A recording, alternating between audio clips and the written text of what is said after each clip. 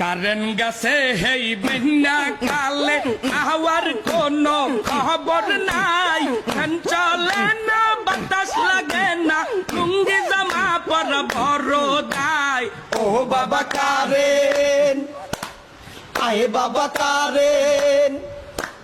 বিদ্যুৎ অফিসের সারে নাকি এই কথাটা বুঝেন না কারেন্ট না থাকলে লইয়া কৃষ্ণাই হইতে পারি না ও বাবা কারেন, আয়ে বাবা কারেন।